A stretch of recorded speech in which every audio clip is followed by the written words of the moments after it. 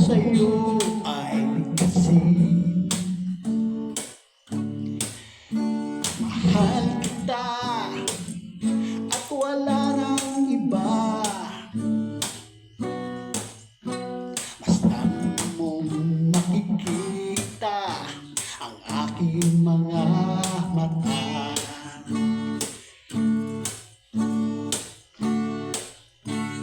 Di na kailangan ako ay tanungin, di na kailangan sa'yo ay ligtasin.